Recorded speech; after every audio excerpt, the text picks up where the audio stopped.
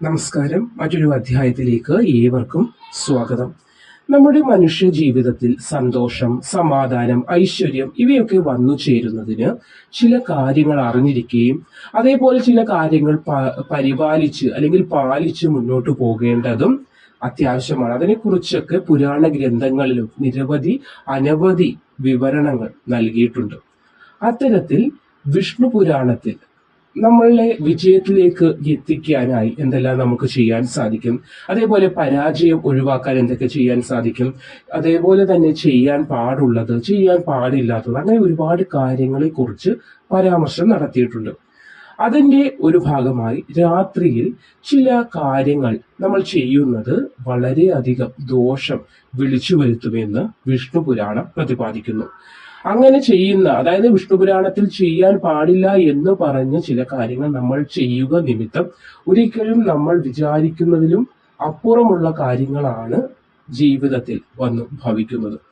ബ്രഹ്മാവിന്റെ മാർഗനിർദ്ദേശപ്രകാരം മഹാനായ വേദവ്യാസ മഹർഷിയാണ് സത്യഗുണത്തിന്റെ ആദ്യഘട്ടത്തിൽ ഈ കാര്യങ്ങളൊക്കെ വിശദമായി എഴുതിയിരിക്കുന്നത്. അതിൽ ആദ്യത്തേത്, രാത്രിയിൽ അലഞ്ഞു തിരിഞ്ഞ് നടക്കുവാൻ പാടില്ല എന്നതാണ് വിഷ്ണു പുരാണത്തിൽ പറഞ്ഞിരിക്കുന്നത്.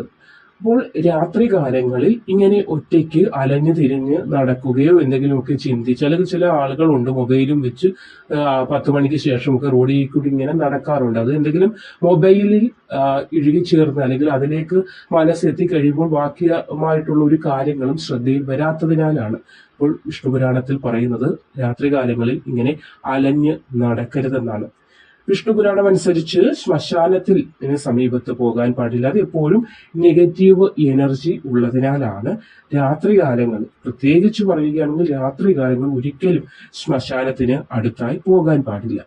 കൂടാതെ മോശം സ്വഭാവമുള്ള ആളുകളിൽ നിന്ന് അകന്നു നിൽക്കണമെന്ന്, അത് രാത്രികാലങ്ങളിൽ നിന്നല്ല, എപ്പോൾ ഉള്ള സമയങ്ങളിലും മോശമായ സ്വഭാവ ഗുണങ്ങൾ ഉള്ളവരിൽ നിന്ന് അകന്നു നിൽക്കണമെന്ന് വിഷ്ണു പുരാണം പ്രതിപാദിക്കുന്നുണ്ട്.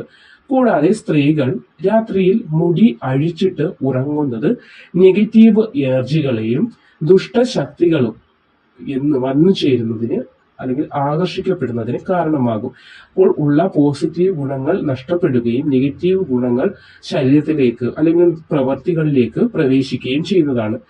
കൂടാതെ രാത്രി സമയങ്ങളിൽ സുഗന്ധദ്രവ്യങ്ങൾ പൂശി ഉറങ്ങുന്ന ആളുകളിലേക്കും ദുഷ്ടശക്തികൾ പെട്ടെന്ന് ആകർഷിക്കപ്പെടും. അതുകൊണ്ട് തന്നെ രാത്രി കാലങ്ങളിൽ സുഗന്ധദ്രവ്യങ്ങൾ ശരീരത്ത് പൂശാൻ പാടില്ല. ജോലിയൊക്കെ കഴിഞ്ഞ് ക്ഷീണിതരായി വന്ന് ആ ക്ഷീണം അകറ്റാൻ കുളിച്ചിട്ട് കിടക്കാറുണ്ട് ഇവരും. ആ കുളിച്ച് കിടക്കുമ്പോൾ ആ സോപ്പ് ഉപയോഗിക്കുന്നത് പ്രശ്നമില്ല.